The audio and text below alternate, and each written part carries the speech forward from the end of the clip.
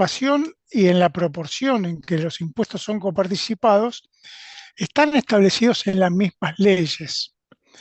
O sea, uno agarra la ley de impuesto a las ganancias y da una metodología de cómo se coparticipa ese. eh, Acá me están pidiendo de grabar. Bueno, lo que voy a hacer, la voy a grabar yo la reunión y después la subo al aula, ¿sí? ¿Les parece bien? Recording in progress. Sí, profe, buenísimo. Bueno, para que después la repasen o algunos que no hayan podido venir la puedan escuchar. La ley de coparticipación decía no define cuáles son los impuestos que tienen que ser coparticipados y cuáles no, sino que son los mismos impuestos los que dicen la forma en que esos impuestos son repartidos, son coparticipados. Lo que hace la ley de coparticipación es establecer un mecanismo por el cual la parte de los impuestos coparticipados de cada impuesto se reparten de determinada manera. Si ustedes han podido ver en la solapa donde habla de coparticipación, hay una presentación, que creo que, si mal no recuerdo, dice el laberinto de la coparticipación, y ahí establece cada impuesto cuál es el destino que tiene. Lo que se coparticipa o no se coparticipa tiene que ver con la distribución de las potestades tributarias entre nación y provincia. Ustedes recuerden que son potestades tributarias inherentes a las provincias los impuestos directos y son posibles que los recaudos de la nación cuando las provincias lo delegan. Esta delegación implica que una parte de esa recaudación vuelve a las provincias, por ejemplo, en el mecanismo de la coparticipación federal de impuestos. Ese es, digamos, la ley de coparticipación en sí no define cuáles son coparticipables y cuáles no. Lo que lo está definiendo el mismo texto de la ley. Si ustedes después tienen algún nivel de curiosidad mayor, fíjense, bajen una ley, por ejemplo, la ley de bienes personales, y ustedes fíjense que al final de la ley habla de cómo el recaudado dice lo recaudado por este impuesto será distribuido de la siguiente manera. Hay alguna asignación directa a determinado tipo de caja, por ejemplo, el 10% a la caja de jubilación directamente, y el resto o tal porcentaje va a formar parte de los fondos coparticipables. Ese es el mecanismo que utiliza la ley de coparticipación. Es una ley, acuerdo entre todas las provincias de cómo repartir lo que se tiene que repartir. No define qué es lo que se tiene que repartir, ¿sí?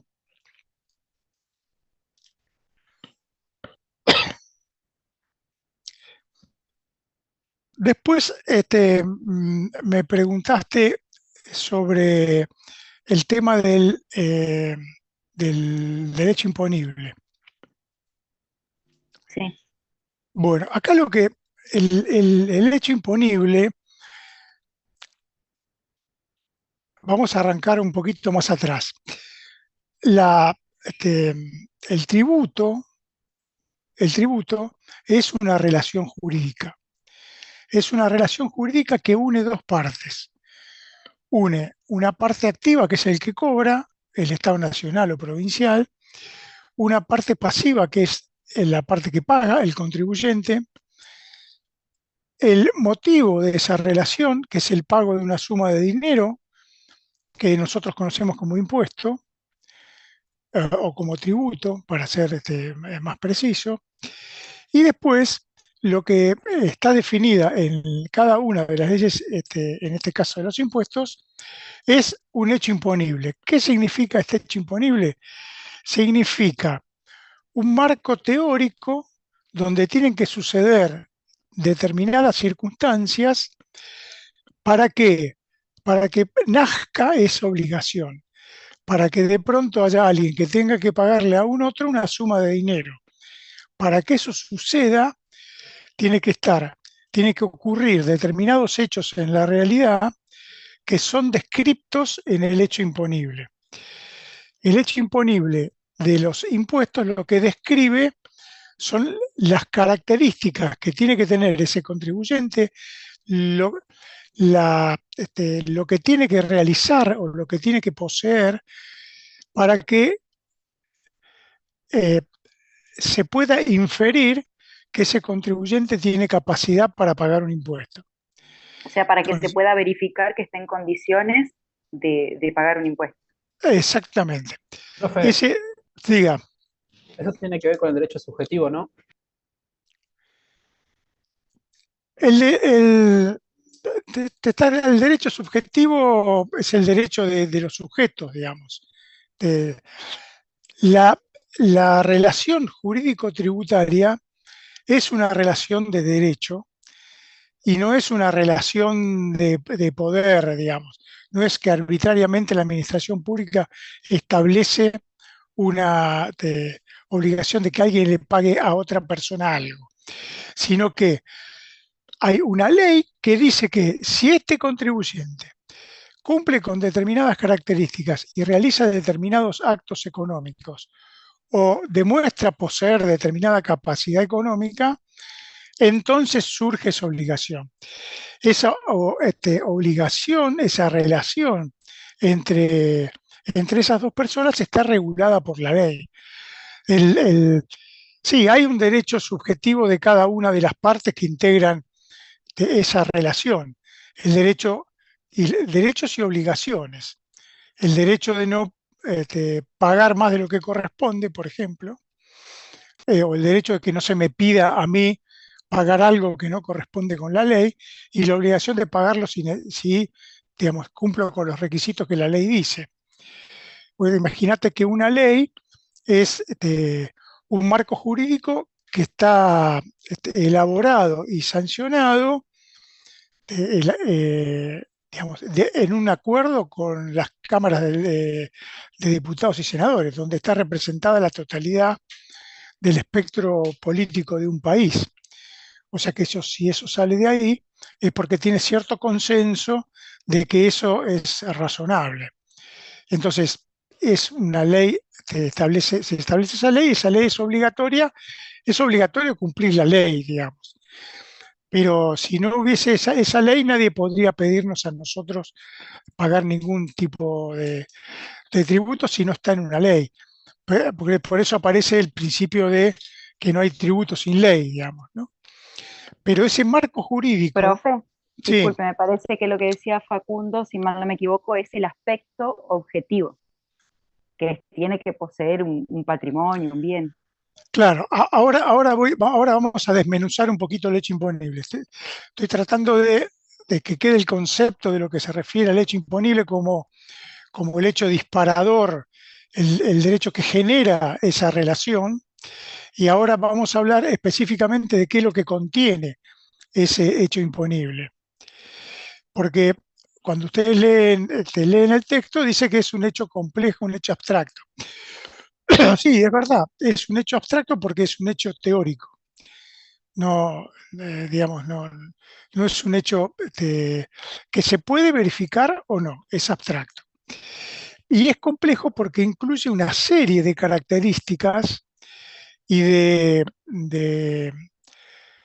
cuestiones que hay que estudiar cuando uno analiza una ley que hacen que sea complejo. ¿Por qué? Porque tiene varios aspectos, tiene cuatro aspectos para ser más preciso, que hay que analizar, y es que la forma en que ustedes están analizando, por ejemplo, bienes personales, a partir de esas categorías. Puede ser que no lo hayan puesto en estos términos, pero sí cuando hicieron el análisis junto con Jorge, tocaron esos puntos de una manera específica para ese impuesto. A ver, les pido un minutito y ya estoy, ya vuelvo. Que ese hecho imponible es un hecho abstracto y es un hecho complejo. Y es complejo porque incluye determinadas grupos de características. Entonces, tenemos, dentro de esas características está el aspecto objetivo. El aspecto objetivo es la descripción pura del hecho. Por ejemplo, nosotros estamos viendo bienes personales. El aspecto objetivo de bienes personales es la posesión de bienes. La posesión de bienes tanto en el país como en el exterior. Esa es la descripción pura del hecho. Igual, a los fines prácticos, a nosotros lo que nos interesa es poder determinar cuál es el valor que finalmente tengo que pagar. Y con ese dato solo me es imposible. Poseer bienes no me indica a mí cuál es el valor del impuesto que tengo que pagar. Hace falta reunir otras características. Una de esas características es el tiempo, es el aspecto temporal, que dice, sí, está bien, poseer bienes, pero ¿cuándo? ¿En qué fecha? ¿En qué fecha o en qué periodo? ¿No? Por ejemplo, en el caso de bienes personales, es al 31 de diciembre de cada año, o sea que es la posesión de bienes al 31 de diciembre. Hay otros impuestos que el aspecto temporal no es instantáneo, como en el caso de bienes personales, el impuesto a las ganancias, por ejemplo, que habla de un periodo. Son las ganancias o los ingresos obtenidos en un periodo. Acá es los bienes que uno tiene en determinado periodo, en determinada fecha. Antes o después, si no lo tengo, si no lo tengo el día 31 y lo tuve antes o lo tengo después, a los fines del impuesto, no se cumple con ese aspecto temporal. Entonces teníamos el aspecto objetivo, tener el bien. El aspecto temporal al 31 de diciembre. Después, el aspecto territorial y jurisdiccional, es decir, ese bien, ¿dónde tiene que estar? En cualquier lado, en la Argentina, en el exterior. Y ahí aparece, en bienes personales en particular, y en otros impuestos aparece también, en ganancias también, la relación que hay entre el lugar del aspecto objetivo, en este caso el bien, y la condición de residente o no residente. Siendo residente, los bienes tienen que estar localizados en el país o en el exterior. Siendo no residente, los bienes tienen que estar ubicados solo en el país. Y los que están en el exterior no cumplen con el aspecto territorial o jurisdiccional. Entonces ahí ya tenemos tres: el objetivo, el aspecto objetivo, el aspecto, dijimos, territorial recién, y el Temporal. aspecto temporal, exacto, y el aspecto temporal 31 de diciembre. Y aparece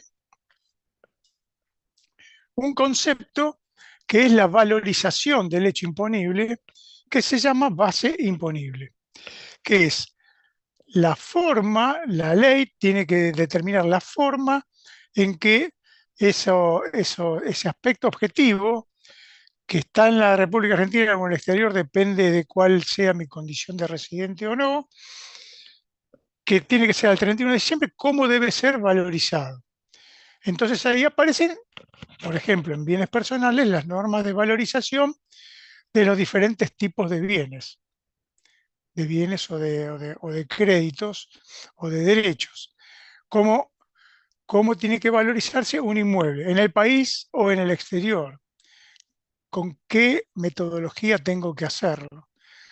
Bueno, una vez que tengo esos cuatro aspectos, entonces voy a tener un hecho imponible que cumple con los cuatro aspectos de su condición de hecho imponible y que está valorizado. A la cifra que yo llego ahí es lo que se llama capacidad contributiva. La capacidad contributiva se mide de alguna forma. ¿Cómo se mide? Bueno, en el caso de bienes personales, estamos tomando ese ejemplo porque estamos trabajando sobre ese impuesto, es el total de los bienes de la persona. Eso marca una capacidad contributiva. Y para yo poder obtener cuál es el valor de lo que tengo que pagar o que el contribuyente tiene que pagarle al fisco, tengo que aplicar una alícuota o una tabla, o lo que fije en el mismo texto legal. En algunos casos es un porcentaje directamente, en otros es una tabla progresiva, en bienes personales es una tabla progresiva que incluso distingue entre los bienes del país y los bienes del exterior.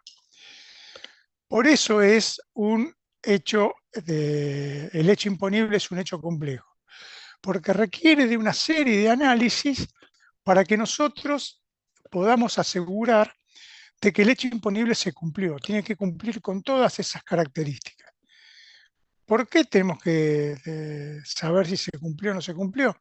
Y porque si no se cumplió, no nace la relación, la obligación de pagar. Tiene que cumplir con todas sus características para que nazca la obligación de que el contribuyente le tenga que pagar un impuesto al fisco. Y todas esas características, los aspectos objetivo, temporal, territorial y la base imponible, tienen que surgir de la propia ley. O sea, tienen que estar dentro del texto legal, no pueden estar fuera. ¿Por qué? Porque el hecho imponible es sustancial a la relación jurídica. Es decir, tiene que venir de la ley, no puede venir de una interpretación que hace, por ejemplo, la FIP de lo que dice la ley. Tiene que surgir de ahí. No puede tergiversarse o agregarse alguna característica de forma administrativa sin estar dentro de la ley, porque entonces perdería la condición de la legalidad necesaria de la ley, valga la redundancia, de la ley de impuestos para tener vigencia. Ustedes esto lo están haciendo o de manera explícita o de manera implícita. Cuando ustedes agarran un ejercicio y tienen una descripción de un ítem, bueno, ustedes se fijan si está el 31 de diciembre o no, si es del país o no, de acuerdo a la condición de residente o no, cómo hay que evaluarlo, si esto es del exterior o es del país, de la metodología de amortización, todo eso ustedes lo están haciendo liquidando bienes personales. Están utilizando esta metodología de análisis de estos 4 conceptos que están dentro del hecho imponible para trabajar sobre bienes personales. Cuando veamos ganancias, también lo vamos a utilizar. Vamos a utilizar el mismo mecanismo y los que después, no sé, en algún momento cursen impuestos 2 y veamos IVA, ingresos brutos, etcétera, etcétera, también vamos a utilizar este mismo sistema. Por eso es importante la comprensión de cómo funciona, ¿sí?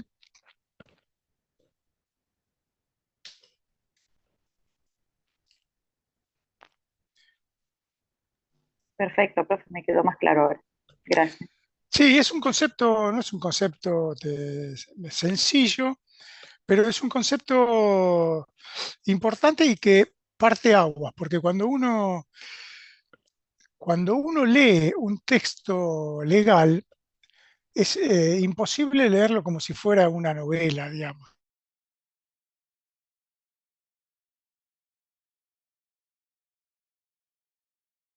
Eh, no sé si se terminó de comprender lo del hecho imponible. Es algo que es central para comprender el funcionamiento. Yo decía que es imposible leer una ley de impuestos si uno no lo lee desde un lugar. Ese lugar donde uno tiene que leer una ley de impuestos es justamente este esquema del hecho imponible.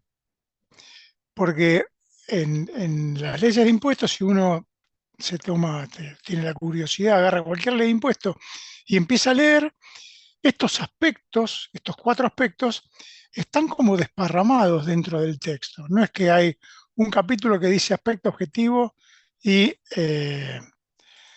aspecto objetivo y lo desarrolla, sino que empieza a hablar de cosas y capaz que el aspecto objetivo es la compilación de 2 o 3 artículos que están desparramados. Uno es el artículo 2, otro es el 7 y otro el 9, ponele. Entonces, si uno no lo lee desde un lugar, se termina perdiendo y no sirve de nada ningún tipo de lectura, no hay manera de encararlo si no es desde este lugar, digamos, ¿no? ¿Qué más tienen? Bueno, este era un tema que yo tenía como para conversar.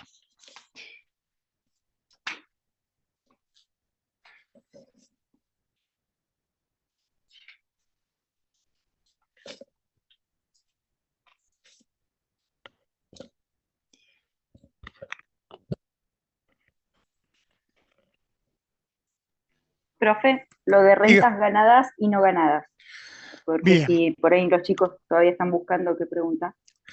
vale, buenísimo. Eso, rentas ganadas y no ganadas, en realidad tiene que ver con los principios que tiene la... A ver, yo los tenía acá, por acá. Los principios que tiene la tributación como norte, es decir, cuáles son los aspectos deseables de cualquier sistema tributario, son los que se mencionan como principios de la imposición dentro de la doctrina. La doctrina dice, el sistema tributario tiene que tener tales y tales características. Esos son los principios doctrinarios de la imposición.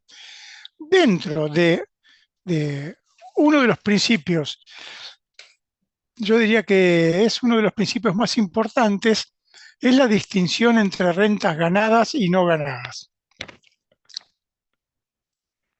Siempre que tocamos este tema, siempre empiezan a mirar con cara como diciendo, como hay rentas que no son ganadas. Bueno, en realidad la distinción tiene que ver con el nivel de compromiso personal que tiene el contribuyente para la obtención de esa renta. Ambas rentas son ganadas en el sentido de que hay alguien que las obtuvo. Pero la ley la ley lo que debiera distinguir es distinto el nivel de esfuerzo personal que tiene el contribuyente para obtener un tipo y otro tipo. Por ejemplo, si yo trabajo y no sé, soy un profesional independiente y trabajo personalmente en mi profesión y voy a los clientes y vuelvo a mi estudio y analizo los casos y doy respuesta, etcétera, etcétera, hay un involucramiento personal del contribuyente para obtener esa renta. Ahora, si ese mismo contribuyente también tiene un departamento en alquiler, bueno, digamos que el nivel de esfuerzo para obtener la renta por el alquiler es muchísimo menor, el nivel de esfuerzo personal es muchísimo menor que en el caso de la actividad profesional.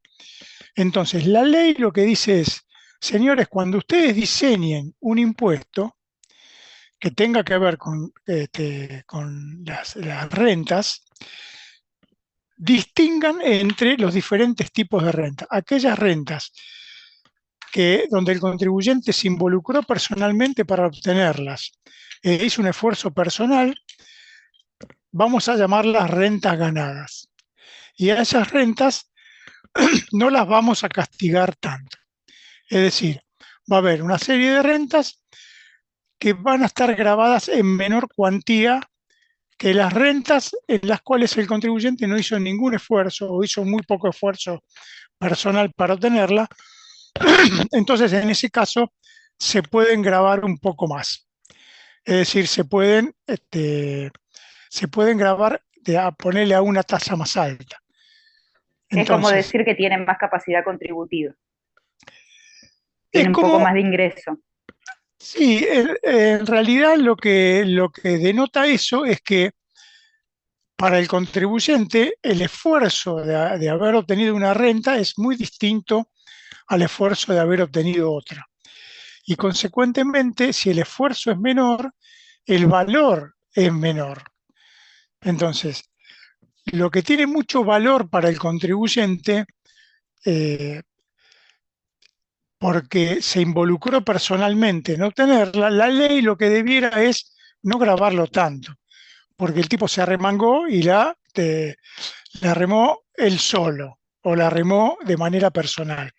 En cambio, lo otro, bueno, si yo tuve suerte de tener de una familia que tenía unos departamentos y mi papá y mi mamá me dejaron unos departamentos y los estoy alquilando, mi esfuerzo no es tan personal, no es tan importante y entonces yo podría grabar eso un poco más, digamos.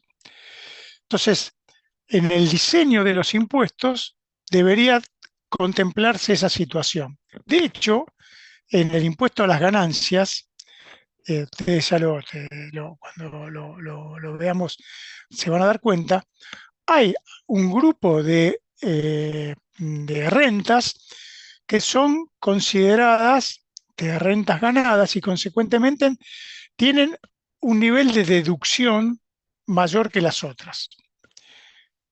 Ese es el concepto de renta ganada y no ganada.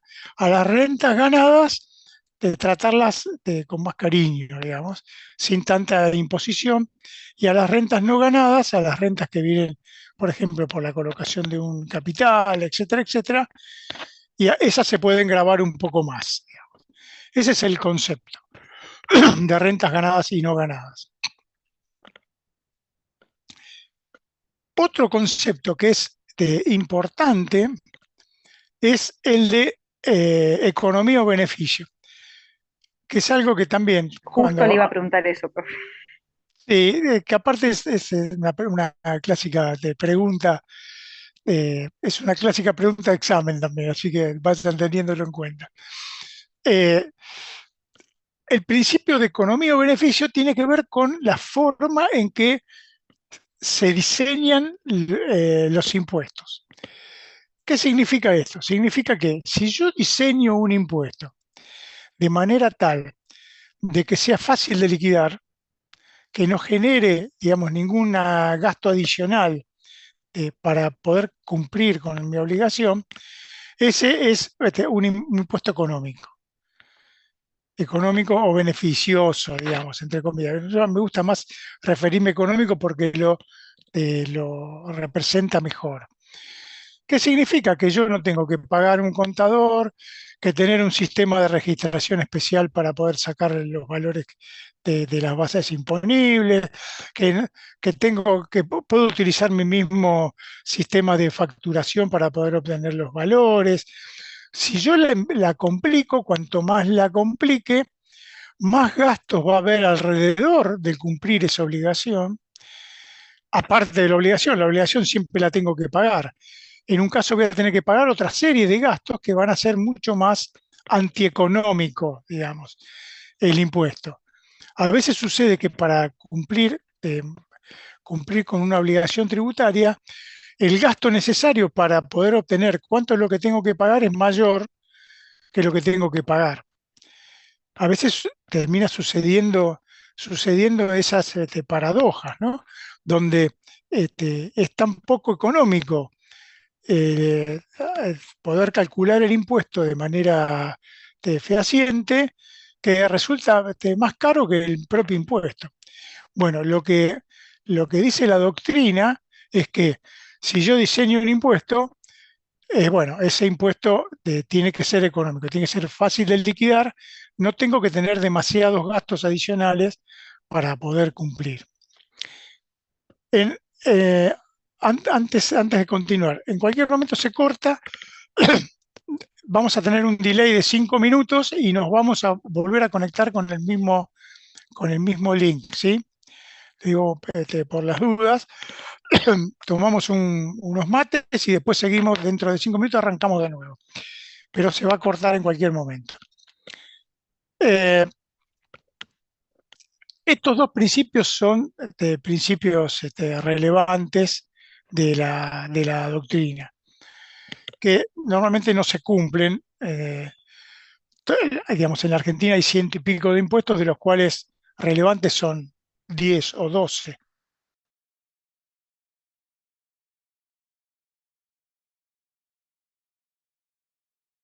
en materia tributaria. Uno de los principios muy importantes es el de legalidad, que de alguna manera lo tocamos anteriormente, y tiene que ver que toda ley de impuestos tiene que ser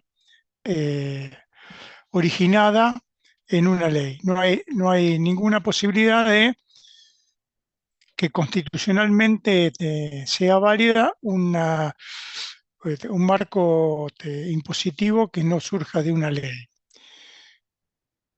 Y lo que tiene que surgir de la ley, esto es, sí es importante, no es, digamos, las cuestiones centrales del hecho imponible tienen que estar dentro del marco legal, no pueden ser establecidos por ninguna resolución ni interpretación de ningún tipo, tienen que estar dentro de la ley directamente, ni siquiera del reglamento, de la ley.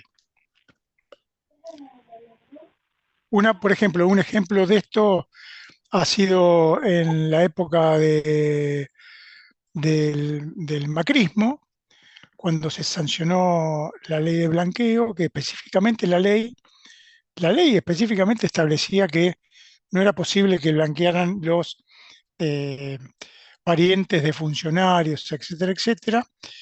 Y a pesar de eso, el gobierno estableció un decreto de interpretación de esa norma, diciendo que, bueno, que eran ponerle los parientes hasta determinado tipo de grado, cuando la ley no decía absolutamente nada, y eso permitió que determinados personajes relacionados con el gobierno de turno blanquearan dinero. Se hizo una presentación judicial y esa presentación judicial declaró inconstitucional esa norma. No sé ahora qué ir a hacer, digamos, la justicia con ese blanqueo, porque ese blanqueo no tiene esa declaración de bienes no declarados, no tiene perdón fiscal. No sé cómo se irá a resolver, pero esta cuestión de la legalidad en un hecho concreto como ese, se ve claramente que una reglamentación o un decreto aclaratorio, etcétera, etcétera, no puede ir más allá de la ley porque la ley tiene una jerarquía jurídica superior a cualquier decreto reglamentario, de, a cualquier reglamentación o interpretación administrativa, digamos, de la cuestión. Bueno, ese es un principio importante, el principio de legalidad.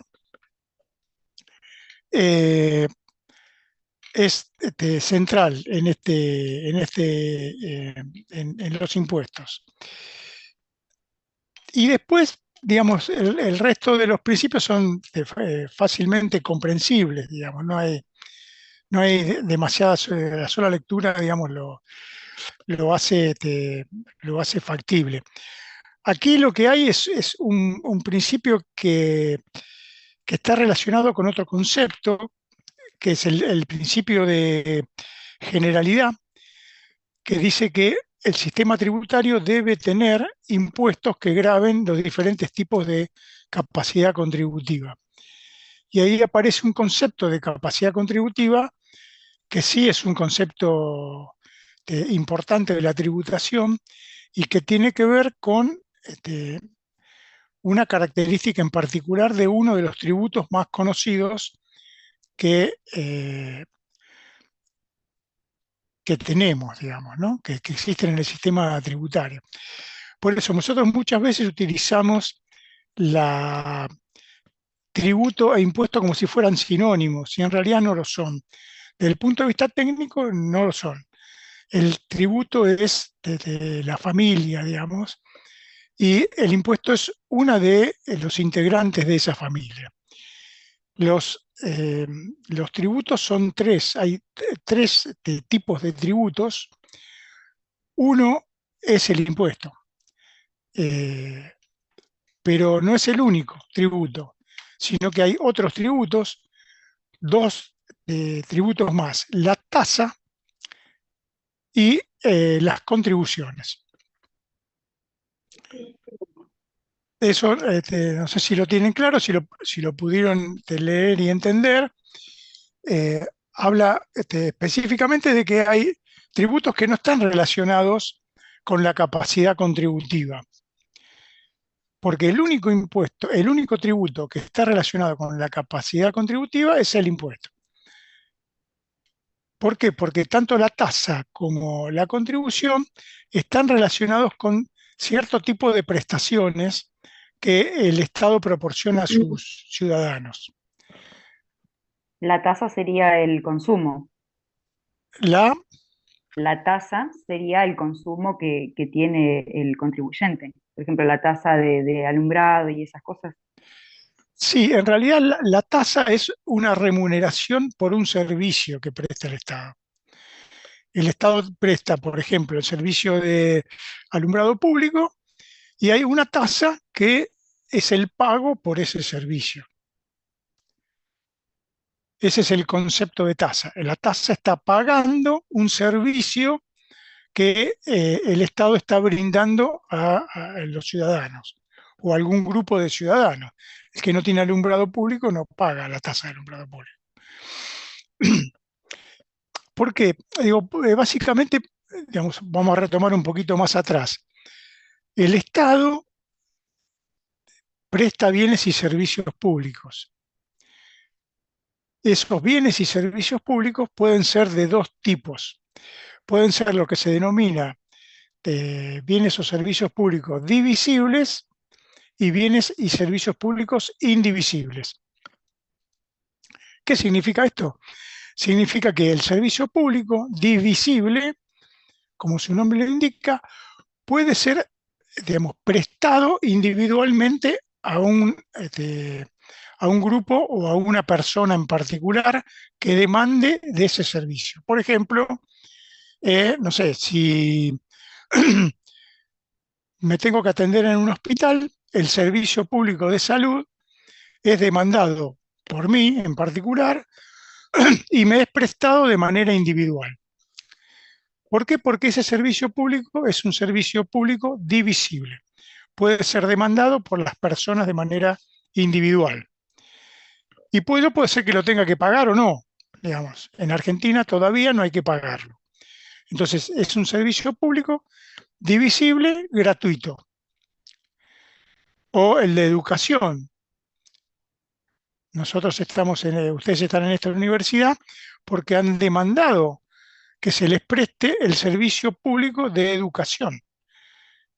Y están sentados ahí en la universidad justamente por eso, porque es un servicio público que brinda el Estado y que es divisible. Diferente es otro tipo de servicio público, como por ejemplo, no sé, el de seguridad externa, ¿no? El de cuidado de las fronteras. Es un servicio público que no puede ser demandado por una persona, sino que se presta más allá de la demanda o no individual de las personas. Ese es un servicio público indivisible. O, por ejemplo, las obras de infraestructura. Son servicio público de infraestructura, que si bien puede ser demandado por algún colectivo, porque yo puedo, por ejemplo, el Estado puede realizar una obra de cloaca y de agua a partir de la solicitud de un grupo de vecinos, pero no es individual, no es que me van a poner a mí la cloaca y el agua, digamos. Es un servicio público que se presta en general. Bueno, Es un beneficio colectivo, sería. claro, digamos, es parte de un servicio público que se preste, digamos, más allá de que haya uno que lo pida o no, digamos.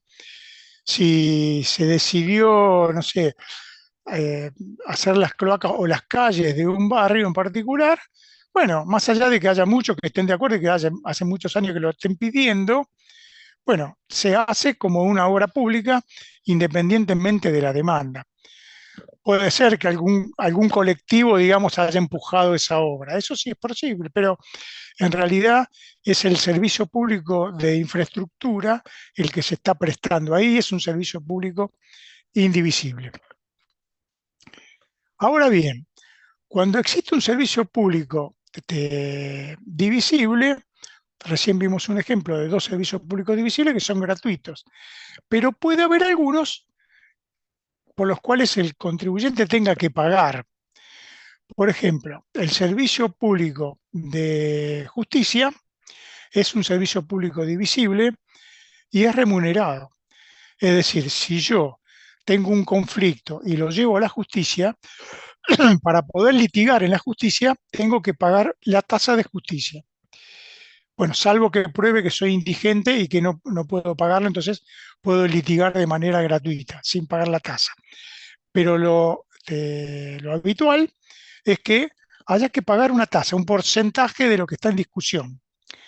Bueno, esa es una tasa que remunera un servicio público divisible como el de justicia.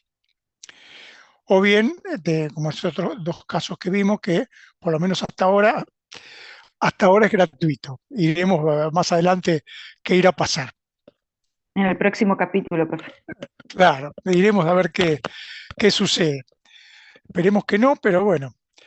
O no tendremos más el servicio público directamente, ¿no? También puede ser eso. Ahora bien, con el servicio público indivisible, por ejemplo, en una obra de infraestructura, es posible cobrar algo por el beneficio que esa obra o que ese trabajo o que esa prestación de ese servicio público le genera a quienes, le genera un grupo de vecinos o de personas. Por ejemplo, si yo hago un subterráneo, bueno, 2 cuadras alrededor o 3 cuadras alrededor del subterráneo, las propiedades se van a valorizar. Porque el acceso a un medio de comunicación tan útil como puede ser un subterráneo, seguramente va a valorizar a su paso las propiedades que estén cerca. Bueno, ese beneficio que percibe un grupo de personas es posible capturarlo con un tributo. Es posible, a partir de la medición de ese beneficio, decir, señores, bueno, los inmuebles ubicados en las dos primeras calles paralelas al tránsito del subte o del Metrobús, por ejemplo, no sé, para marcar otra posible mejora de infraestructura, de comunicación. Bueno, puede ser que aparezca un tributo que grave ese enriquecimiento, digamos. Ese tributo ya no se llama tasa, sino se llama contribución. Es las tan conocidas contribuciones por mejoras. Entonces, de acuerdo a la obra pública que se esté haciendo o se haya hecho, es posible que parte de ese beneficio haya que, por haber, digamos, obtenido un beneficio de una obra pública, haya que pagar una contribución por mejora. Entonces aparecen esos dos tipos de tributo, la tasa y la contribución, que no son impuestos. Y el impuesto, para diferenciarse de ambos, no está relacionado ni con ningún servicio público divisible ni con ningún servicio público indivisible. Está relacionado con el concepto de capacidad contributiva. El impuesto tiene su raíz en la capacidad contributiva.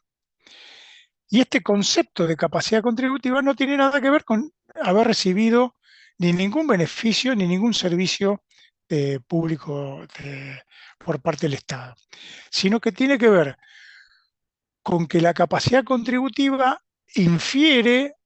supone que aquel que tiene esa capacidad contributiva puede financiar la actividad del Estado, o por una parte de la actividad del Estado puede ser financiada mediante el pago de un impuesto. Entonces aparece ese concepto de capacidad contributiva como fundante del impuesto. No hay ningún impuesto que, eh, que no esté relacionado con la capacidad contributiva. No hay ninguno. Si eso no, si hubiese algún impuesto que podría ser tildado de inconstitucional, digamos. No hay no podría haber un impuesto por determinada condición. Por ejemplo, un De ahí impuesto que tiene que ser proporcional, ¿verdad? tiene que ser claro, tiene que ser proporcional a la capacidad contributiva. Es decir, a mayor capacidad contributiva, mayor impuesto. A menor capacidad contributiva, menor impuesto. Ese es el principio de proporcionalidad que que se menciona en la doctrina. ¿Sí? Y el principio de generalidad es el principio que dice que tiene que haber impuestos que graven los diferentes tipos de capacidad contributiva. Y nosotros hasta ahora vimos que los impuestos están relacionados con lo que se llama capacidad contributiva, pero hay diferentes tipos de capacidad contributiva. Hay diferentes ámbitos de donde uno puede deducir que alguien tiene capacidad para contribuir al financiamiento del Estado independientemente de si ha recibido o no ningún tipo de servicio o bien. Esos tres ámbitos son el ámbito relacionado con los ingresos, el ámbito relacionado con el patrimonio y el ámbito relacionado con el gasto. Esos tres grandes universos, de ahí se pueden diseñar impuestos basados en esos tres grandes bloques de capacidad contributiva. Y, por ejemplo, no sé, a nivel de los ingresos, tenemos el impuesto a las ganancias, por ejemplo, como ejemplo. Pero también tenemos otra serie de impuestos que tienen que ver con los ingresos y que son menos conocidos, digamos, para llamarlo de alguna forma, o no tan habituales. Por ejemplo, el impuesto a la herencia. Yo recibo una herencia, tengo que pagar un impuesto, o el impuesto a los juegos de azar, por ejemplo.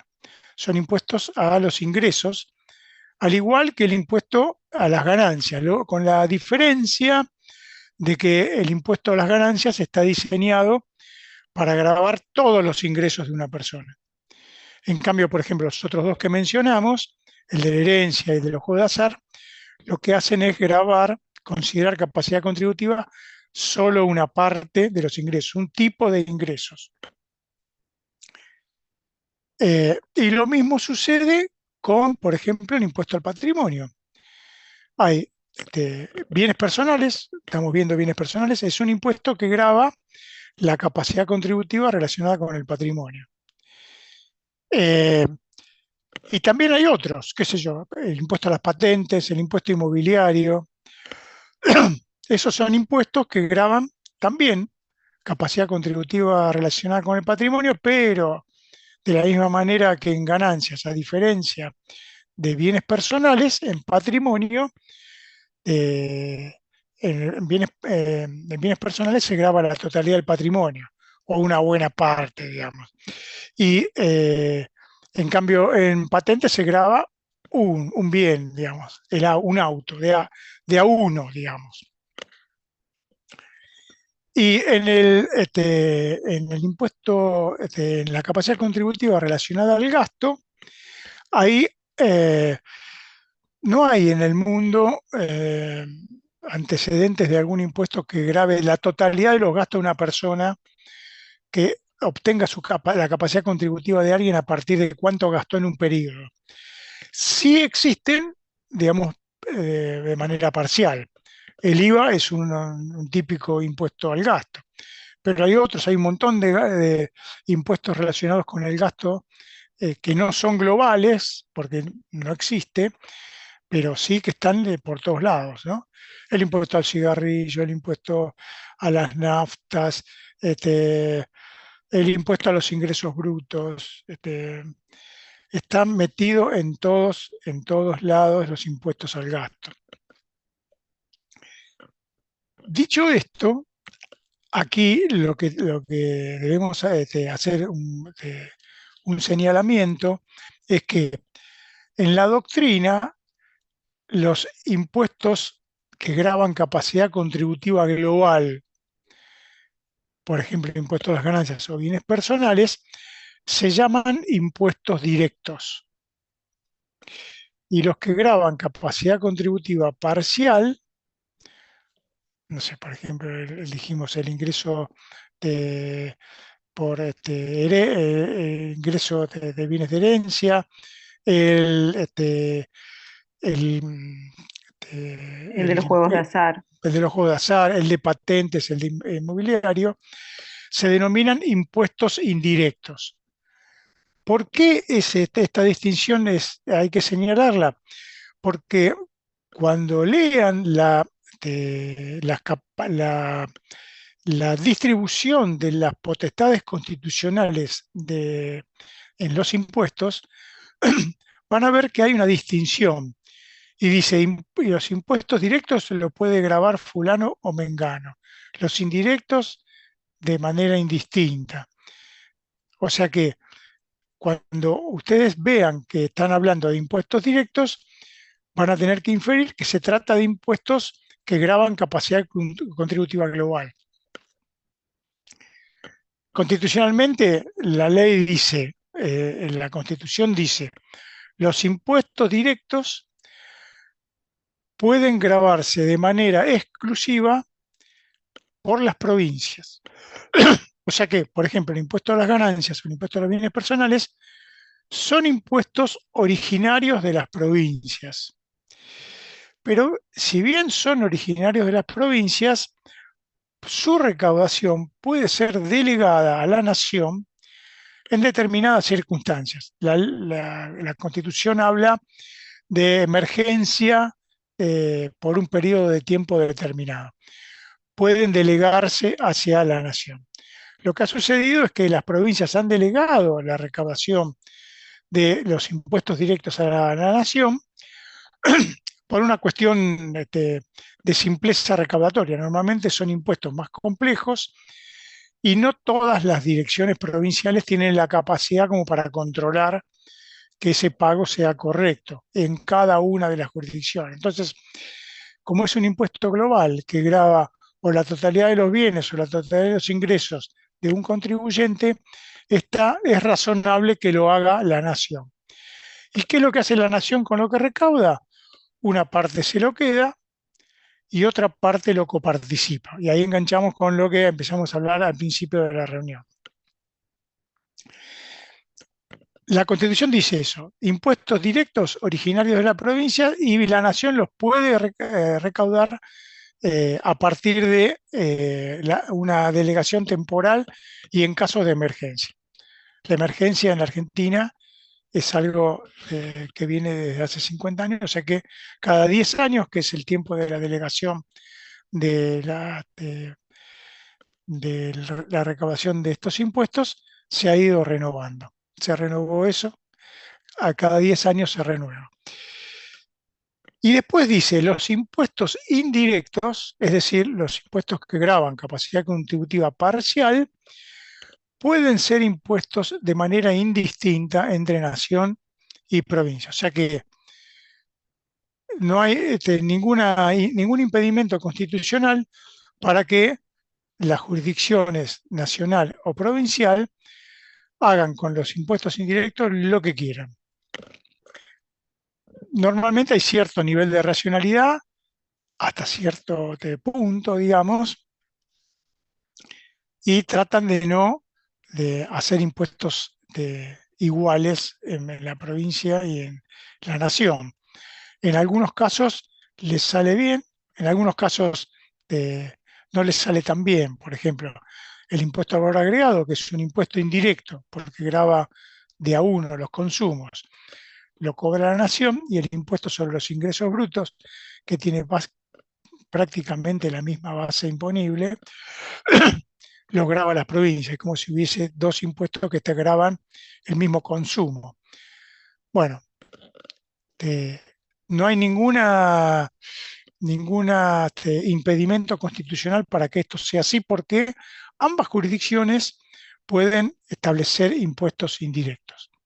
Y por último, lo que dice la Constitución, que es el leitmotiv de la guerra civil en la Argentina, que desemboca en la Constitución de 1853, es los impuestos aduaneros de manera exclusiva para la nación. Este fue básicamente el motivo de la guerra entre unitarios y federales, tuvo que ver con el manejo del dinero de la aduana, ¿no? Se estableció que ese recurso es un recurso propio de la nación. Consecuentemente, por ejemplo, vamos y venimos a la realidad, digamos, ese impuesto no necesariamente tiene que ser coparticipado, porque es un recurso propio de la nación. Sin embargo, hay recursos que tienen que ver con el comercio exterior que, aunque sea parcialmente, se coparticipan, como por ejemplo las retenciones. Las retenciones a las exportaciones, una parte de eso se coparticipa y vuelve a las provincias, a pesar de que es un recurso exclusivo de la nación. Pero bueno, ese es el panorama, y quería mencionar lo de la capacidad contributiva porque tiene que ver, toca varios puntos, y es bueno que quede claro, digamos. ¿Qué más tendríamos por acá? Presión tributaria, profe. Bueno, podemos hablar de eso también. Para cerrar este tema, los principios de la imposición en la doctrina casi tienen su correlato en la Constitución. Ustedes van a leer en los papers los principios de imposición en la doctrina y van a aparecer casi los mismos que en la Constitución. O sea que ahí no hay no hay ningún secreto. Tema de la presión fiscal, digamos.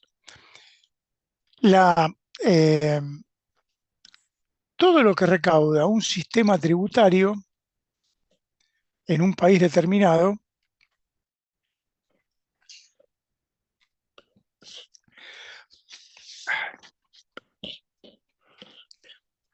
tiene un valor. Ese valor se compara con,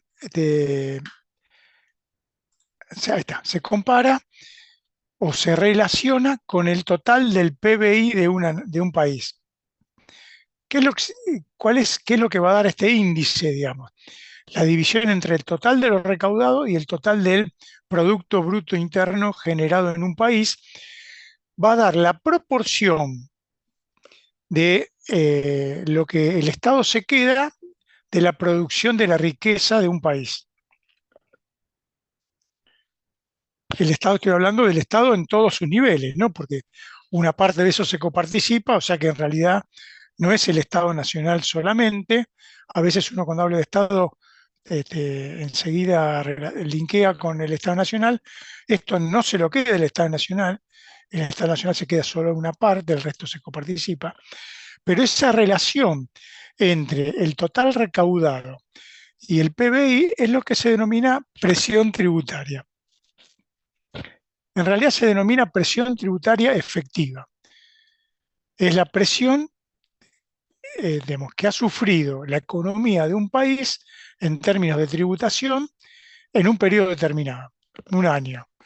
En este año se ha recaudado el 18%, 20%, el valor que dé en ese periodo.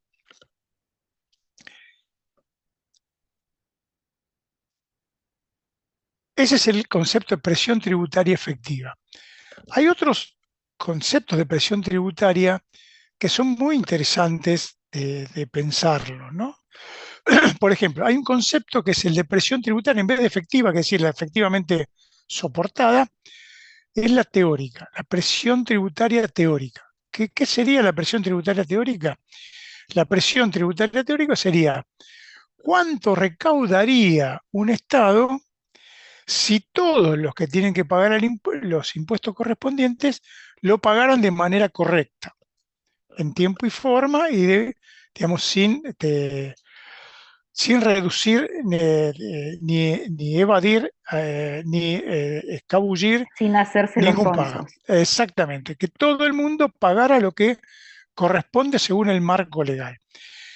Esa cuenta de lo que debería cobrarse dividido el PBI da la presión tributaria teórica.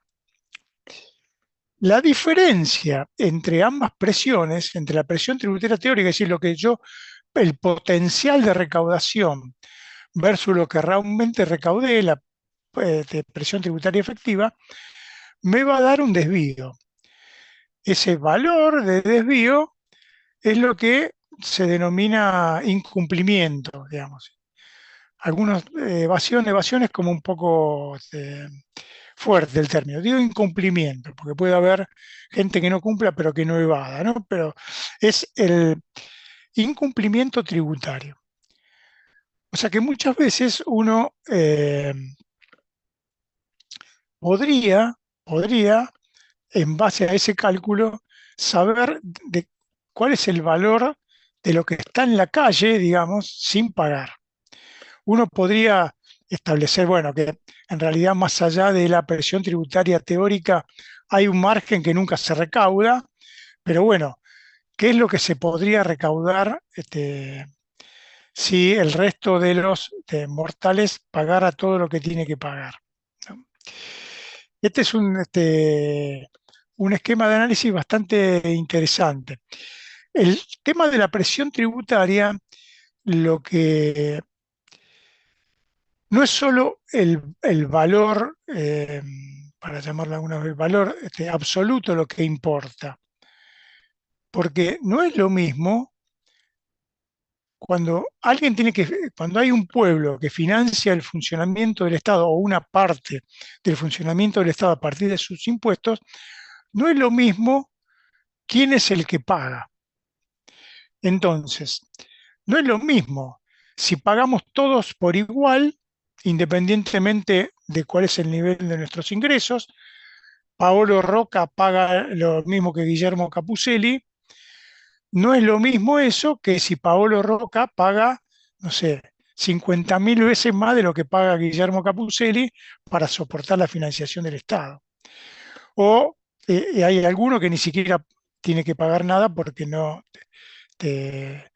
porque su nivel, por ejemplo, de capacidad contributiva no da. Entonces, no es lo mismo una presión tributaria del 18% cuando esa presión tributaria está originada en impuestos que son injustos en términos de distribución del ingreso, que son injustos, que cuando son justos.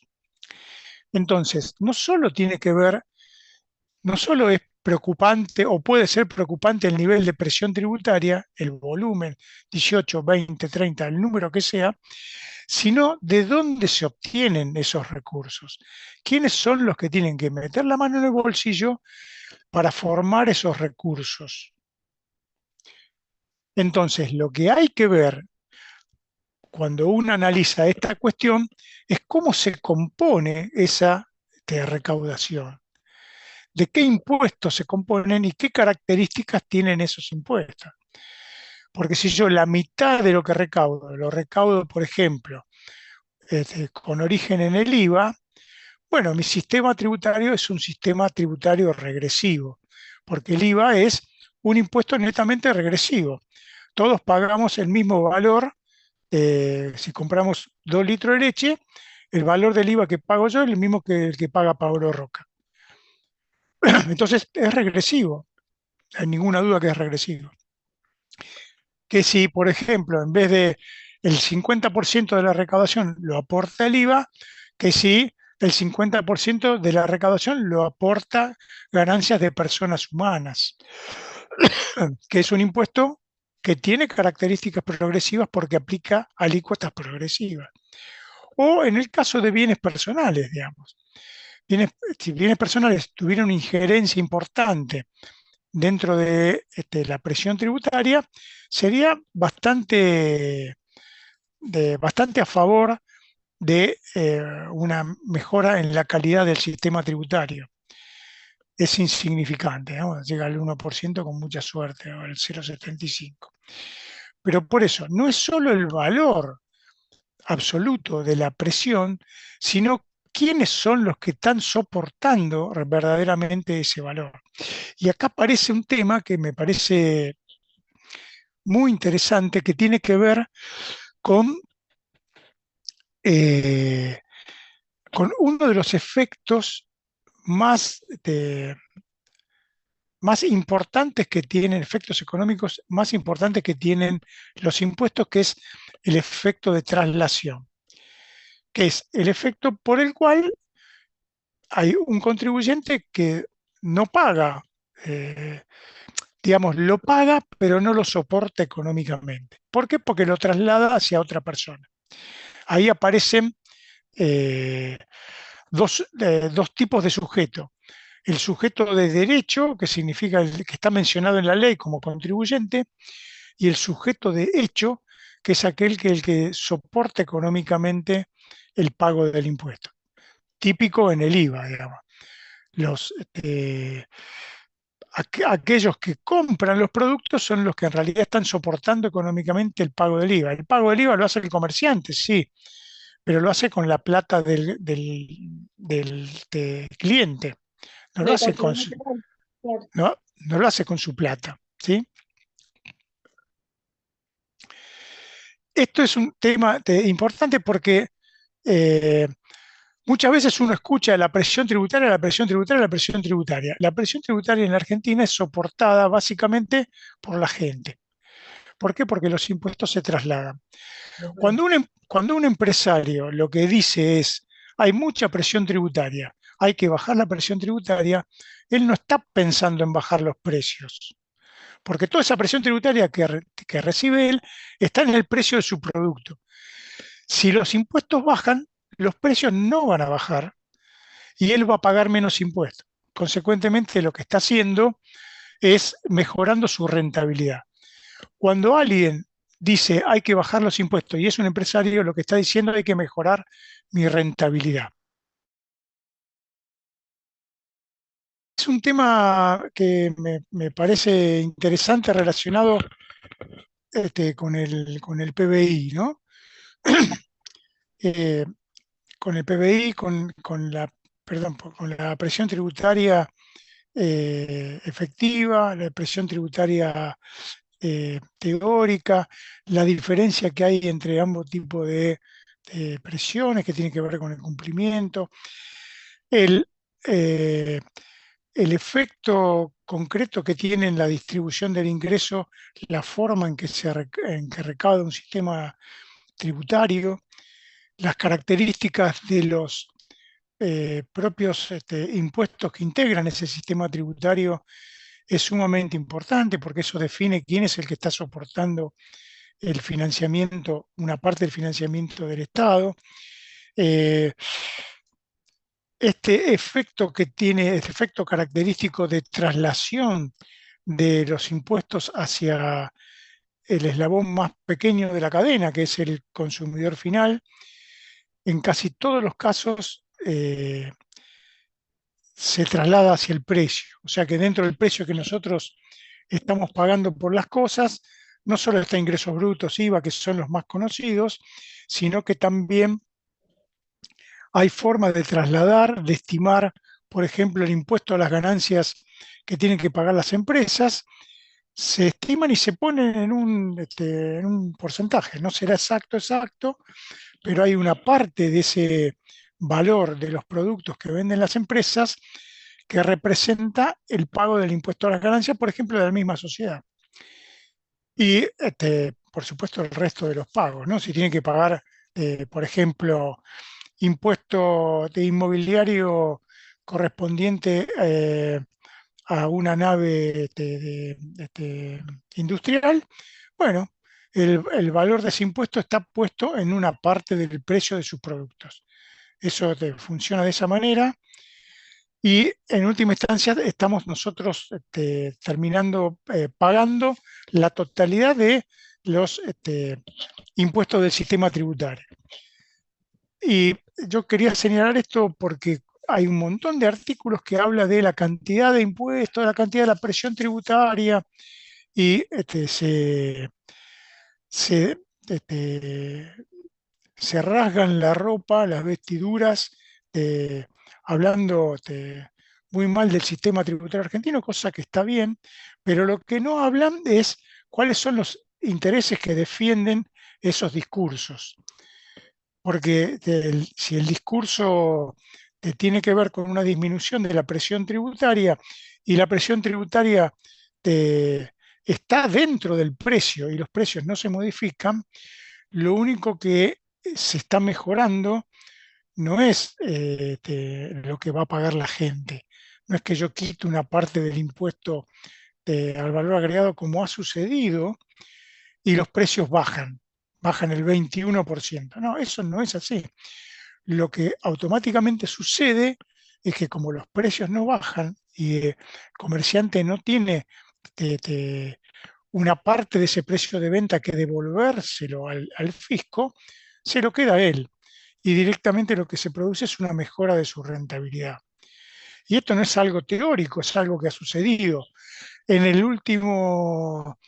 los últimos meses del gobierno de Macri, Macri quitó el impuesto al valor agregado sobre los bienes de consumo popular, digamos. O sea, directamente eximió del pago del impuesto al valor agregado sobre la comida. ¿Alguien vio que bajara los precios? Nadie. Sin embargo, desde todos los medios de comunicación alababan eso como un gesto que tenía que ver con el mejoramiento de las condiciones económicas de la gente. Y eso no ha sido así. Lo único que ha sido es que los precios no han bajado, la rentabilidad de las empresas del sector ha mejorado en un 21%, y cuando terminó eso, que eso sí que es una bomba de tiempo, cuando terminó el 31 de diciembre ya había otro gobierno, y ese gobierno reinstaló el 21% y los precios volvieron a aumentar un 21%. O sea que aumentaron nuevamente un 21% y la recomposición de la renta del sector se mantuvo. ¿Y quién lo financió? Y el que compra de la gente, digamos. Así es. Por eso hay sistemas muchísimo más eficientes de utilizar si uno quiere, por ejemplo, devolver el IVA, que es la devolución, por ejemplo, con las tarjetas de compra, donde uno sabe específicamente que el dinero, el 21% de tales y cuales compras con determinado tipo de tarjeta, vuelve a la cuenta del dueño de la tarjeta. Entonces, eso no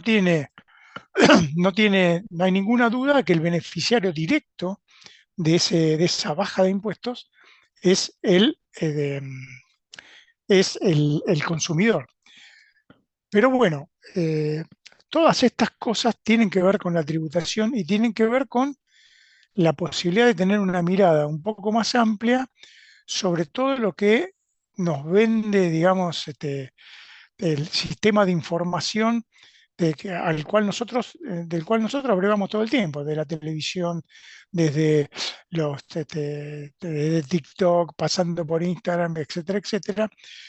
Hay un montón de discursos que no tienen ningún tipo de basamento científico y lo único que hacen es orientar el pensamiento de quien lo lee hacia un lugar específico, pago, digamos, para llamarlo de alguna forma. Bueno, ¿qué más tienen?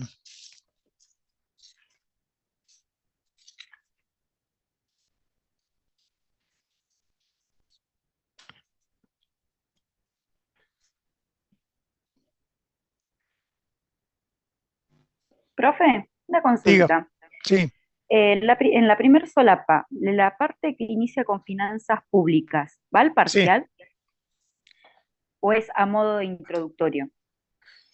No, en realidad, digamos, yo no recuerdo exactamente qué es lo que dice. Me puedo fijar, a ver, espera que lo tengo acá.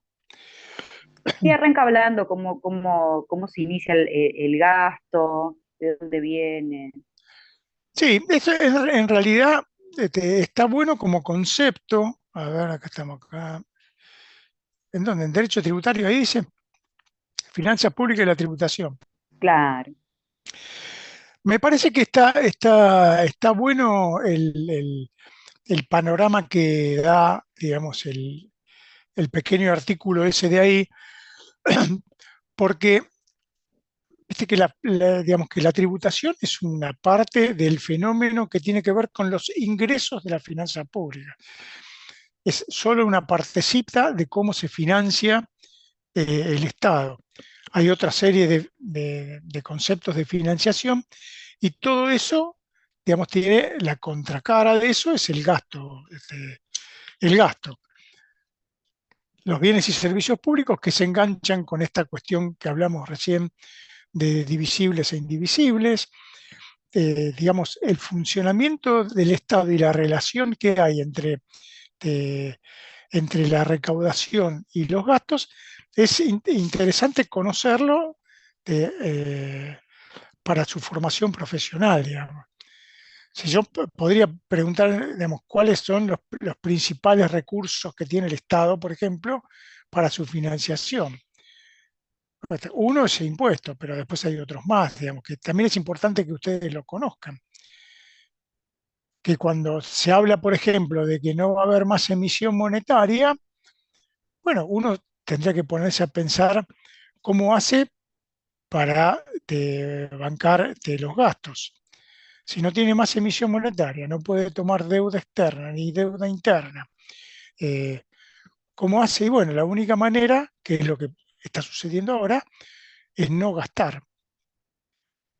Entonces, bueno, toda o no gastar en algunas cosas, ¿no? Se gastan 330 millones de dólares en comprar aviones usados, por ejemplo, ¿no? O sea, hay en algunas cosas sí y en otras no. ¿Y en qué es lo que se gasta? Y en qué no, define el perfil ideológico de un gobierno. Lo mismo en qué se recauda y en qué no, cómo se recauda, quiénes son los que van a soportar, los que van a ser los mayores aportantes en el sistema tributario. Eso también define el perfil de gobierno. Por supuesto que ese perfil de gobierno es un perfil de un gobierno elegido democráticamente y consecuentemente uno puede disentir con ese gobierno, con esa metodología y con ese sentido ideológico, pero bueno, es por eso cuando uno habla de que los gobiernos, digamos, representan ideológicamente a la mayoría de los habitantes de un país. Y entonces, bueno, eso es la forma, pero eso no significa que yo no comprenda cómo funciona. Y sí, y me doy perfectamente cuenta de qué es lo que se recorta y qué es lo que no se recorta, qué es lo que se recauda y lo que no se recauda. Por ejemplo, yo digo, sí, está muy bien, ¿por qué no se recauda más de sectores que tienen un poder adquisitivo, una capacidad contributiva importante y sin embargo eh, quedan al margen de la tributación? ¿Por qué se elige que esos sectores no paguen? Por ejemplo, el campo. Estamos viendo bienes personales. Bueno, hay una exención concreta que excluye de la base imponible de bienes personales a las propiedades rurales de personas humanas. O sea, si yo tengo 5.000 hectáreas, ¿no? En el centro más importante agrícola de la Argentina y que cada hectárea de esas vale, no sé, $100.000, bueno, esas 5.000 hectáreas, que son, no sé, 50 millones de dólares, no no pagan impuestos a los bienes personales. Y yo que tengo mi casa, pago. O tengo un auto que no está totalmente amortizado y pago. Entonces hay una elección de por qué alguien tiene que soportar la financiación del Estado y otra no. Y de la misma manera del lado del gasto. ¿Qué es lo que se que recorta y qué es lo que no se recorta? Eso tiene que ver con la impronta ideológica de un gobierno elegido democráticamente. Consecuentemente, agua y ajo, digamos, ¿no? Lo que elige la mayoría este, es a lo que tenemos que respetar, más allá de que haya alguno, Venegas Lynch, que diga que este sistema es mejorable, ¿no? Mejorable. Todos entienden a qué se refiere, ¿no? A elegir quién puede votar y quién no. Pero bueno, funciona de esta forma. Y esa primer página me parece que es una buena apertura de cabeza, que es en realidad para lo que sirve la universidad, para abrir la cabeza, para poder pensar más allá del eslogan de lo que dicen, para poder pensar desde otro lugar. Bueno, ese lugar tiene que ver con el conocimiento. Por eso es tan importante la universidad. Y por eso es tan atacada, digamos, porque el no tener esa posibilidad de comprender cómo funcionan las cosas verdaderamente nos deja en un lugar donde solamente podemos repetir lo que dice otro. Y bueno, si solamente podemos repetir lo que dice otro, diremos siempre todo lo mismo, porque hay un otro omnipresente que dice siempre lo mismo en todos los lados y no hay ninguna posibilidad de pensarlo de otra forma. Por eso me parece que es importante, más allá de si se toma en el examen o no se toma, es importante para la vida de ustedes, digamos, saber cómo funciona el Estado, para no comerse ningún sapo y que digan que no se puede, que esto, que lo otro. No, no, no, sí, algunas cosas se pueden y otras no. Se puede financiar de una forma y de otras no.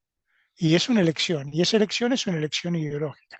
Por eso esa primera parte es importante que ustedes comprendan cómo funciona, pero para ustedes, más allá del examen, digamos.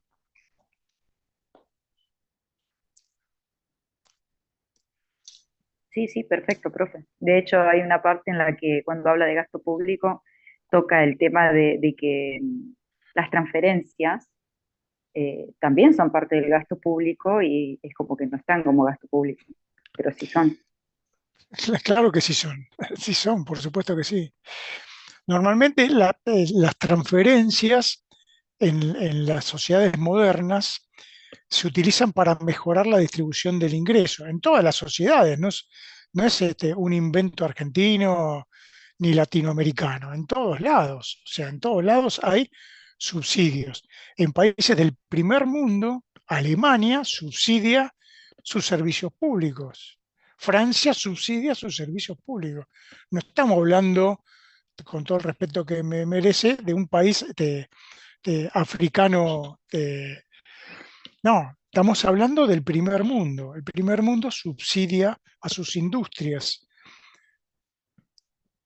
Esos subsidios que están dentro de las transferencias, porque cuando uno habla de transferencias, habla de eso, y habla no solo, habla de la asignación universal por hijo y el plan Progresar, habla de todo lo que significa el apuntalamiento del Estado al marco económico de las personas, de las empresas, de las pymes. Entonces, es importante saber eso. Es importante para opinar no tener que repetir lo que dice otro sin poderlo pensar. Eso es.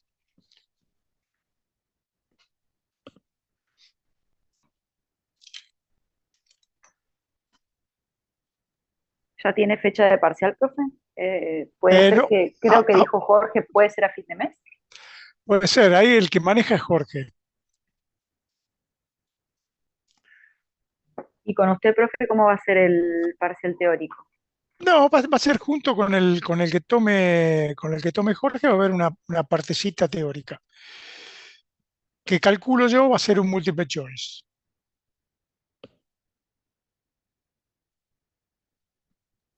Bueno, profe, bárbaro. Bárbaro. Bueno, cada vez quedamos menos.